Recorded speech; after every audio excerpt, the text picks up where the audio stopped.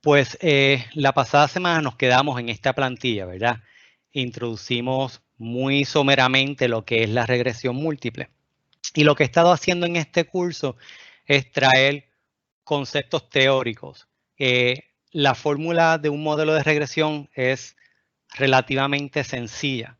Lo que realmente no es sencillo es combinar la teoría de cómo entender qué es lo que estamos haciendo y cómo interpretar esos resultados.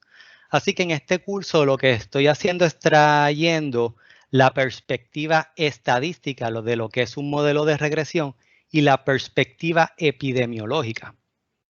Y entonces, por lo tanto, hablamos de la importancia, y voy a ir atrás un momentito porque esto es importante, de lo que es la concepción, planificación y ejecución de un estudio.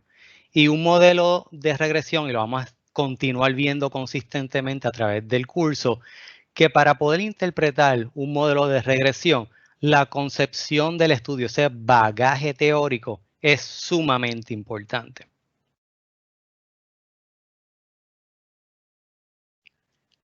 Y la diapositiva que les seguía, donde nos quedamos la semana pasada, es una perspectiva epidemiológica en términos de qué es asociación. Y decimos que los resultados, y esos son esos coeficientes, vamos a estar estudiando, los resultados de los análisis de regresión representan medidas de asociación, no de efecto. En epidemiología utilizamos dos grandes grupos de medidas para estudiar la distribución determinante, perdón, frecuencia, distribución y posible determinante de los eventos de salud. Y esas son las medidas de efecto y las medidas de asociación. Y como saben ustedes, me encanta definir cada concepto que estamos explicando para que no haya ningún tipo de duda. Y tenemos que una medida de efecto es el contraste en la ocurrencia, y esta es la palabra clave, ocurrencia, también le podemos llamar frecuencia, el número de eventos en la misma población bajo diferentes condiciones. Esto es epidemiología, pero es sumamente importante para poder entender la formulación del modelo y la interpretación. Y la ocurrencia de un evento podemos poner como ejemplo el número de personas diagnosticadas con cáncer. Y las condiciones, las diferentes condiciones bajo esa población, podemos decir que son los niveles de exposición a radiación. Así que tenemos un evento y una exposición que posiblemente me causa ese evento. Y lo que estamos midiendo con una medida de efecto es esa frecuencia, esa ocurrencia. El efecto de un factor, que es ese nivel de exposición, es un cambio en una característica de la población. El ejemplo, personas diagnosticadas con cáncer, causado por el hecho de que el factor, este nivel de exposición a radiación, en una población se encuentra en un nivel diferente al nivel que se encuentra en otro pedazo de esa población, ya sea la misma población de estudio, ¿verdad? Uno define la población de estudio y lo segregan, como vimos en el curso pasado, esos diseños de estudios, y si estamos viendo un estudio prospectivo, pues tenemos una población sana, segregamos entre expuestos y no expuestos y comenzamos a medir la ocurrencia de esa exposición. ¿Ok? También se define como una cantidad que mide el efecto de un factor sobre la frecuencia o el riesgo de un resultado de salud. Y hay tres medidas de efecto grandes. Las fracciones atribuibles, que miden la fracción de casos debido a un factor, y esto, ¿verdad? Esto se ve mucho en epidemiología, diferencia de riesgo o tasa, que mide la cantidad que un factor agrega a riesgo o tasa de una enfermedad, y las razones de riesgo, que miden la cantidad por la cual un factor, que lo tenemos aquí, multiplique el riesgo o la causa de la enfermedad.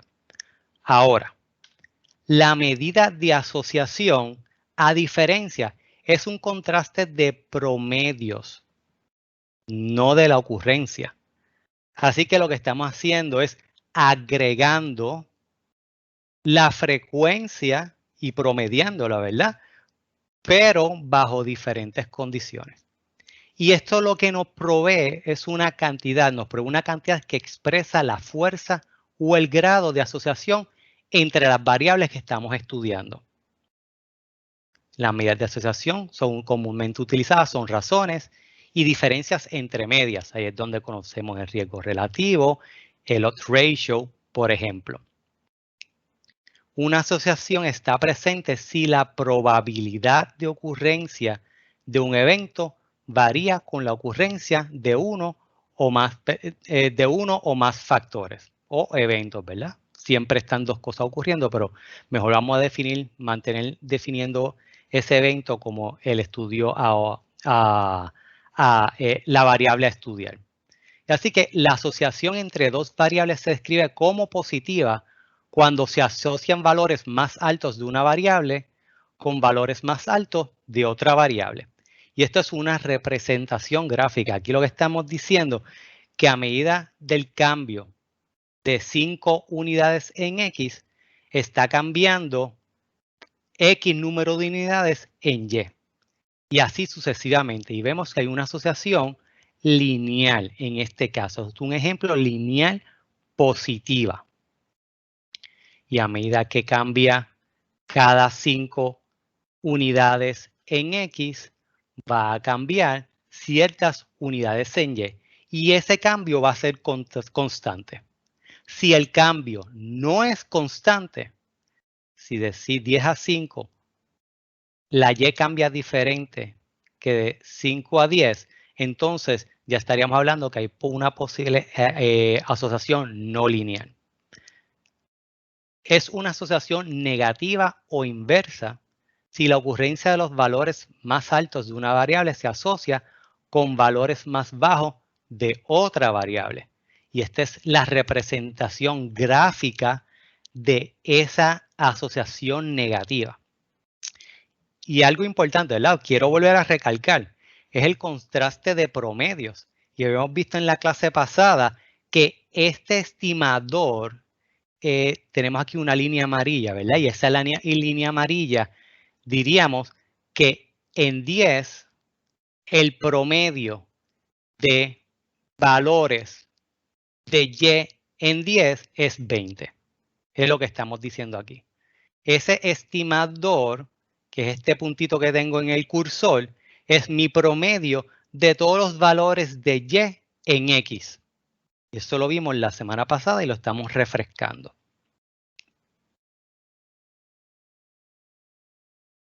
Y no existe asociación cuando no hay cambios en valores entre una variable y otra. Y lo que vamos a ver es una nube como esta, ¿verdad? No hay ninguna asociación. Y esta relación se llama pendiente. Tiene una pendiente y cuando no hay una asociación, la pendiente es 0. Y vamos a ver que ese concepto de pendiente es uno de los conceptos más importantes en la regresión porque nos brinda dos conceptos que estudiamos, que vimos la semana pasada. Y es el concepto de si existe una asociación y cuán fuerte es la asociación. ¿Okay? Aquí no vemos ninguna asociación. En estos dos ejemplos vemos una asociación, una positiva y una inversa, pero la pendiente es bastante empinada. Y eso nos da una representación de la fortaleza de esa asociación. Y existe algo que se llama asociaciones fortuitas o espurias. Y es sumamente importante tener en consideración que este es un término ambiguo utilizado con diferentes significados por diferentes autores. Pero lo importante es que existe y se refiere a asociaciones artificiales, falsas, secundarias, que no son causales, que se deben al azar, se deben a que los datos están sesgados o se deben a que hay factores de confusión diciendo que estamos viendo una asociación cuando realmente no existe, o de otra manera, que no existe la asociación cuando realmente hay. Y este es la parte artística de lo que es formular un modelo de regresión que se va a fortalecer, se va a minimizar esta asociación fortuita se minimiza si consistentemente, si ejecutamos al pie de la letra estas tres fases. Esa concepción, conceptualización de mi estudio esté bien planificado y bien ejecutado. Si ejecutamos bien estas tres fases, minimizamos el riesgo de tener asociaciones espurias. Minimizamos, ¿verdad? No necesariamente es que siempre vayamos a poder eliminar ese riesgo o que no lo tengamos, y vamos a ver entonces subsiguientemente cómo subsanamos esa posibilidad de tener asociaciones espurias. En otras palabras, importantísimo, la presencia de una asociación no implica necesariamente una relación causal. Podemos tener una asociación y decir que hay causalidad, pero la causalidad la tenemos que establecer de otras maneras. Y aquí tenemos un análisis de regresión, una definición práctica. Y aquí estoy introduciendo por primera vez lo que es la fórmula básica o la representación matemática de un modelo de regresión. Dato los dados de una variable resultado y la variable resultado la conocemos también como variable independiente. Input, ¿verdad? Lo vimos la vez pasada. Y uno o más regresores que lo conocemos como X, covariables. Perdón, este es el output y estos son los inputs. Covariables, variables independientes, regresores. El análisis de regresión implica encontrar un modelo matemático que describa adecuadamente Y, esa variable evento, como una función de X o de las X, o que predice Y a partir de X. Habíamos dialogado que podemos estudiar la asociación por medio de un modelo de regresión entre dos variables. Eso es una utilidad de un modelo de regresión, pero también que queramos predecir un evento a base de esas variables, esas covariables o variables independientes.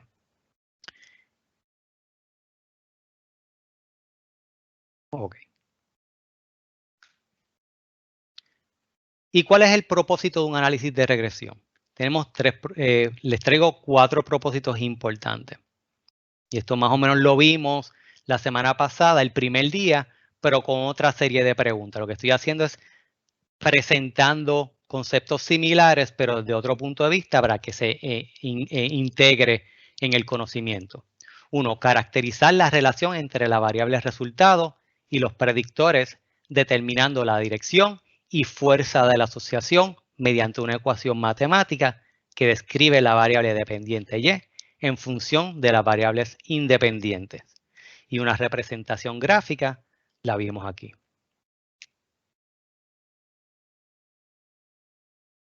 Determinar cuáles de las variables independientes son importantes y cuáles no para describir o predecir una variable resultado. ¿Y por qué es importante establecer cuáles son importantes, cuáles de esas variables son importantes y excluir las que no? Por la interpretabilidad del modelo, para poder interpretar de mucha manera más fácilmente por qué es que estamos llegando a esa predicción o por qué estamos llegando a establecer una asociación entre dos variables. Si solamente predecimos incluyendo modelos sin el por qué, que es muy importante, entendimos que es muy importante en epidemiología tratar de establecer relaciones causales, asociaciones, porque queremos buscar estrategias para disminuir los eventos de salud. Si no entendemos cuáles son esas variables importantes y solamente predecimos un evento, pues lo que estamos haciendo es un black box model, un modelo que no tiene interpretabilidad y esto es útil cuando lo que queremos es predecir un evento. Si queremos entender por qué se predice ese evento o queremos entender una asociación, entonces estos black box model no nos sirven.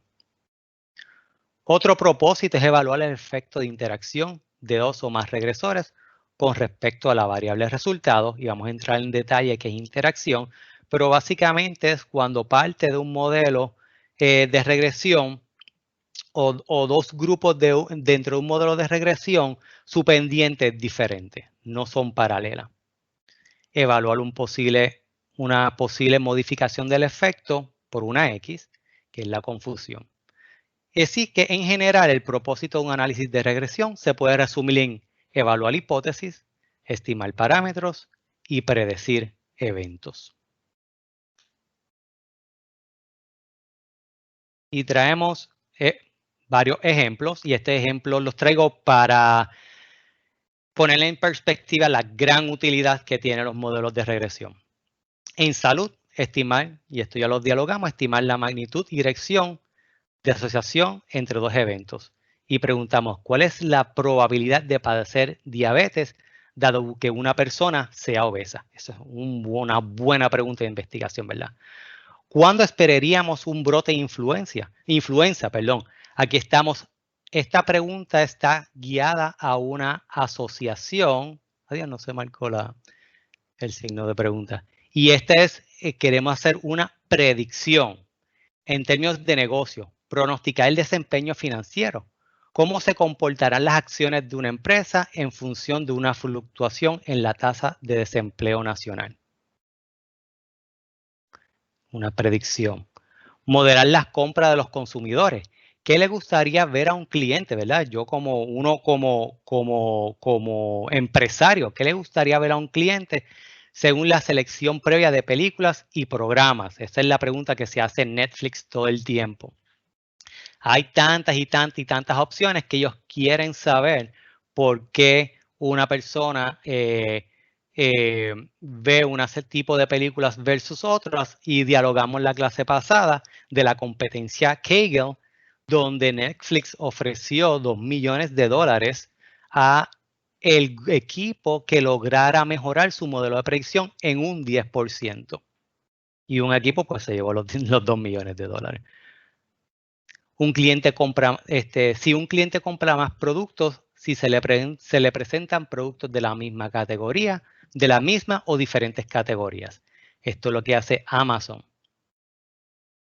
Las casas de seguros modelan el comportamiento de evolución de préstamos.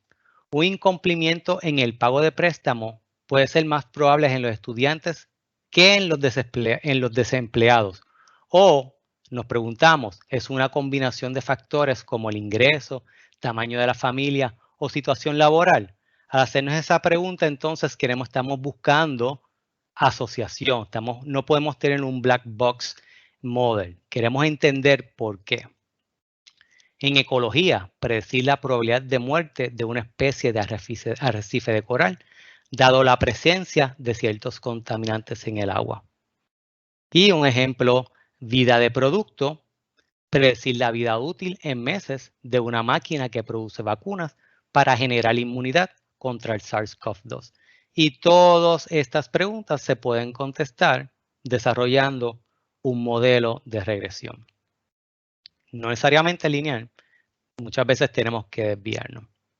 Entonces, ahora vamos a pasar a, ya estamos ejecutando el modelo, estamos redactando esa función en la computadora como hicimos la semana pasada. Y tenemos que considerar cuáles son las consideraciones al ajustar un modelo de regresión. Y es importante tener en consideración lo que el famoso George Box redactó en un artículo en 1987, que él dice, básicamente todos los modelos son incorrectos, pero algunos modelos son útiles. Así que sí, la contestación es esa, es que hay un error, mírenlo aquí, y ese error está incluido en el modelo estadístico. Y ese error es bien importante, sumamente importante para evaluar nuestro modelo de regresión. Definición de ajustar un modelo. El ajuste de modelo es el proceso de usar datos para estimar los parámetros utilizando una formulación matemática. Y aquí, como parámetros, y la definición de parámetros, ¿verdad? Bien importante. Los parámetros son unos eventos poblacionales que desconocemos y queremos estimar. En este caso, en un modelo de regresión, queremos saber el intercepto y la pendiente. Y vamos a definir ya mismo qué es el intercepto y la pendiente dentro de un modelo de regresión. Ya vimos los dos en esta gráfica, pero lo vamos a definir bien definido. Ok, ¿cuáles son las consideraciones? Existen muchos métodos para el ajuste de un modelo de regresión. El tema es amplio y técnico, pero por lo menos debemos estar claros cuál es el diseño de estudio, que los modelos sean lo más simple posible, que tenemos un tamaño de muestra adecuado, que no estemos sobreajustando nuestro modelo de regresión, que no tengamos datos sesgados ni que nuestro modelo esté sesgado, vamos a hablarle de la diferencia, y que tengamos las variables predictoras adecuadas. Y volvemos, el diseño del estudio. ¿El diseño del estudio es adecuado para la hipótesis de estudio? Sabemos que hay estudios ecológicos, transversales, de caso-controles, de cohortes retrospectivos, cohortes prospectivos y el gold standard, los estudios experimentales. Así que ese diseño de estudio debe ser adecuado para esa hipótesis de estudio. Y ese diseño de estudio debe recuperar datos de una forma particular. Y dentro del diseño de estudio nos preguntamos, ¿se recopilaron las variables importantes ¿verdad? Con el conocimiento que entendemos hoy en día? Por lo menos para contestar esa hipótesis que está atada a ese objetivo. Los datos fueron recopilados aleatoriamente. Si no hicimos una muestra aleatoria, entonces entramos a sesgar los datos. Eso es sumamente importante. Modelos parsimonio. Probar demasiadas hipótesis o ajustar muchos predictores en el mismo modelo no genera modelos simples e interpretables. Existe un viejo dicho, que a menudo se denomina como la navaja de Occam, que menciona que no se debe introducir complejidad innecesaria en la ecuación de regresión con fines de predicción o explicación. Ahora mismo no me recuerdo si Occam Razor está incluido dentro de los libros de bioestadísticas que yo he leído, pero sí dentro de los libros de Machine Learning y Artificial Intelligence siempre utilizan el término de Occam Razor o la navaja de Occam. Menos complejidad facilita la interpretación del modelo. Tamaño de la muestra. El tamaño de la muestra debe ser suficiente para probar la hipótesis. Si no, tenemos bajo poder estadístico y por lo tanto estamos introduciendo el error tipo 2.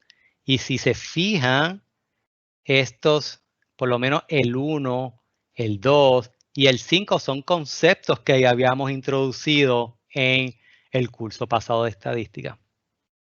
Sumamente importante. Por esa razón, ese proceso de estadística univariada y bivariada es sumamente importante pasarlo antes de llegar a un modelo de regresión, como estaba mencionando Gabriela la clase pasada. Sobre ajuste. ¿Estamos evaluando adecuadamente nuestro modelo? Tenemos que recordarnos, y lo vamos a ver ya mismo, esa evaluación entre sesgo y varianza del modelo. En sesgo nos preguntamos, ¿la muestra fue aleatoria? ¿El investigador está influenciando los resultados sin conocimiento? Eso es parte del sesgo. Se está introduciendo un error sistemático, además de estos dos, al momento de recopilar los datos, como mal data entry, ¿verdad? Que nos equivocamos en entrar los datos. Si una persona comete una entrada de datos consistentemente errónea, ahí estamos sesgando los datos. Y que las covariables adecuadas estén incluidas, pero están incluidas porque entendemos bien el contexto social, cultural y biológico de nuestro estudio. No las estamos incluyendo, porque yo creo que, pues fíjate, me parece lógico que estas variables deben incluirse. No. Realmente es porque entendemos bien ese contexto social, cultural y biológico de nuestro estudio.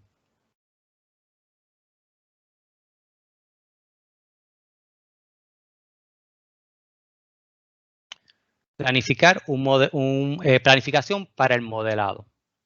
Un modelo predictivo sería más preciso y útil cuando la recopilación de datos se ejecuta de forma prospectiva.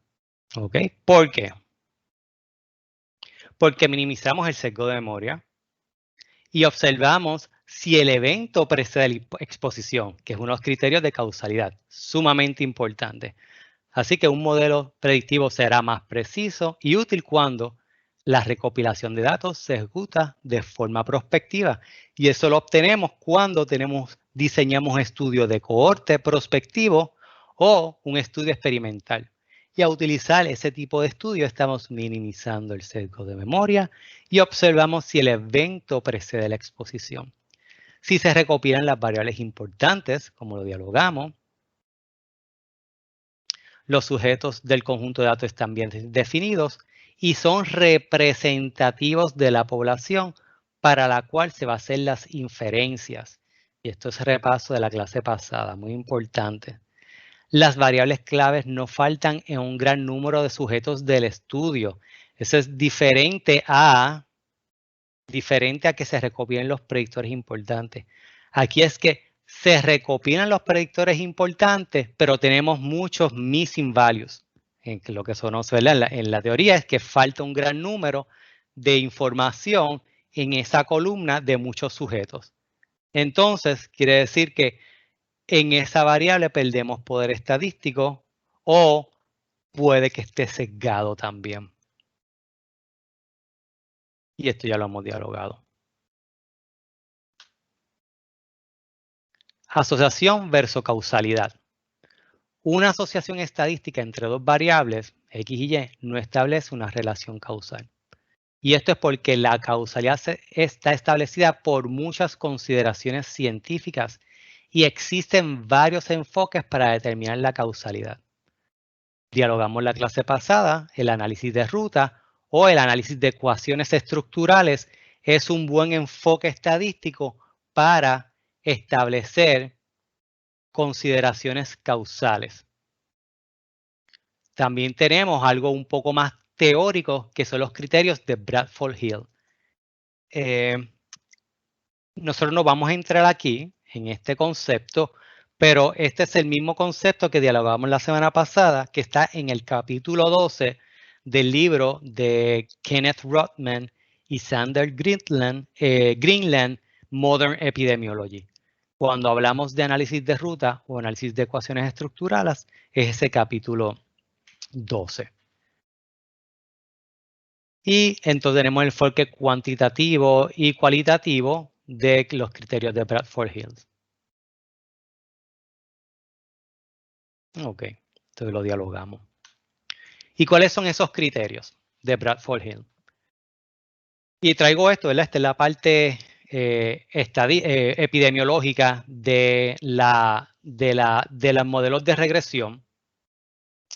Pero sí siempre es importante tener en consideración que porque tenemos una asociación positiva y fuerte, no podemos decir que causa el evento. Eso es sumamente importante.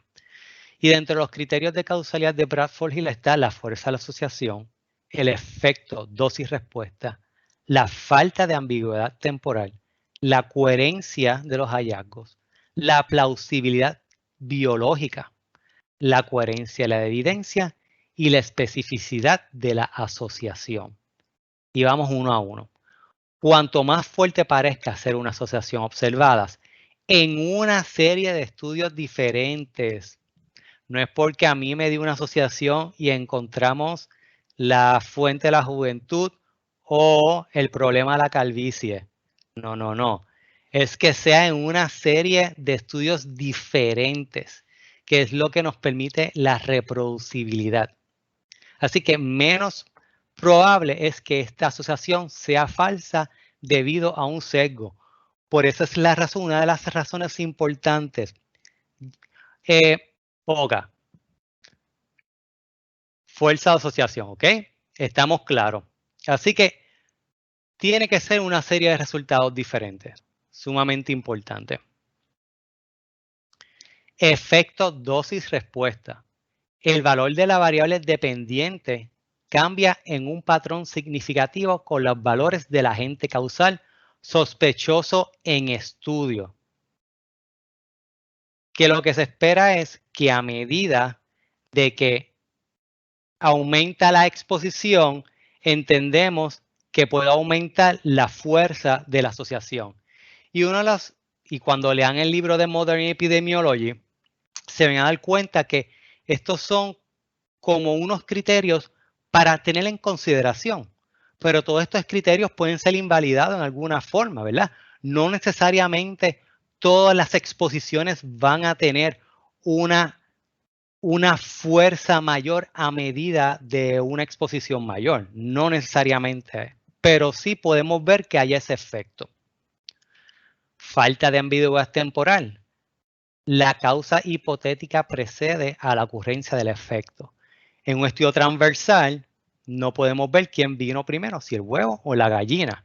Pero en un estudio de cohorte, en un estudio ecológico, sí podemos entonces ver que el efecto, la exposición precedió la enfermedad. Así que esto es otro de los criterios importantes para la causalidad. La coherencia de los hallazgos, la mayoría o todos los estudios relacionados con una hipótesis causal dada producen resultados similares, nuevamente reproducibilidad en diferentes estudios, diferentes poblaciones. Y si diversas poblaciones tienen resultados diferentes, entonces habría que ver el otro estudio cuáles son esas relaciones diferentes. Ya puede ser la genética, el medio ambiente, tipo de alimentación, etc. Pero lo importante aquí es que se ejecuten una serie de estudios con las mismas hipótesis y le iba a traer, ¿verdad? En el concepto de reproducibilidad. Por eso es que una investigación, y especialmente las investigaciones académicas que estamos buscando, se están buscando siempre cosas nuevas, que ejecuten sus procesos de una manera reproducible. Que cualquier persona que están dialogando los análisis que están haciendo, ustedes le puedan decir, ok, pues yo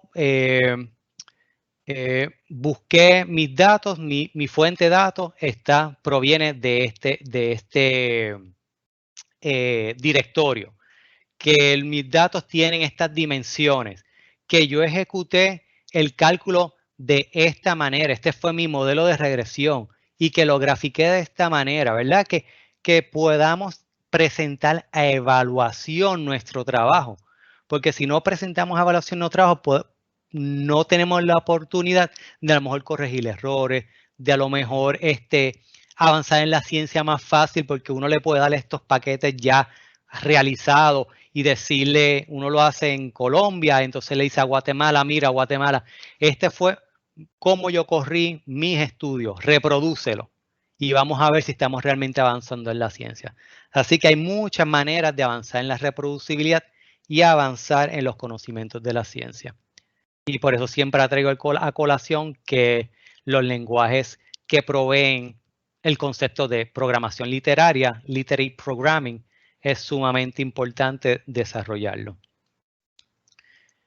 Y la importancia es porque es parte de lograr los criterios de causalidad. Que tenga sentido biológico, ¿verdad?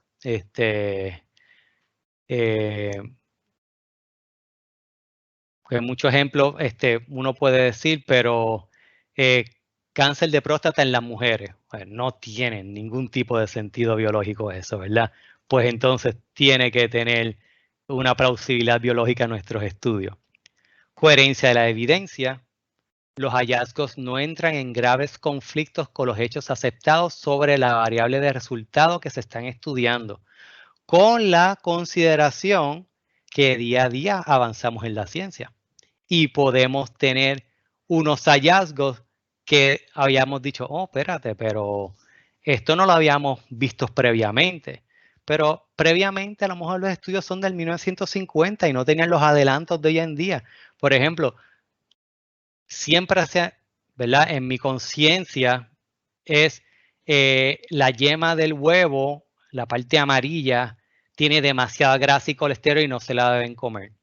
La carne roja es dañina para el ser humano, ¿verdad? Son conceptos que se repiten mucho, pero en la ciencia del ejercicio últimamente está diciendo, no, espérate, la yema del huevo es sumamente saludable, tiene muchos minerales, vitaminas, es importante que te la comas. Ah, pero no pases de esta cantidad, de acuerdo a tu peso, estatura, actividad física.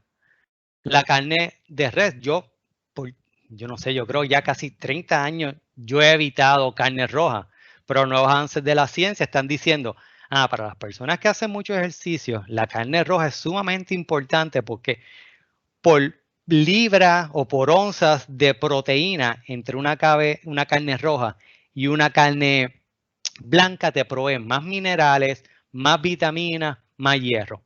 Pero come la carne lean, lo más lean posible, lo menos grasa posible. Así que se van a dar cuenta en ese libro de Modern Epidemiology en términos de que todos estos criterios de causalidad son importantes, pero no son exactos. Es una guía que nos provee la causalidad. Y la especificidad de la asociación. El factor de estudio está asociado con un solo efecto. Y eso sí pudiese ser cierto para enfermedades infecciosas, pero sabemos que no es cierto para enfermedades crónicas, porque las enfermedades crónicas, yo creo que en su totalidad son multifactoriales.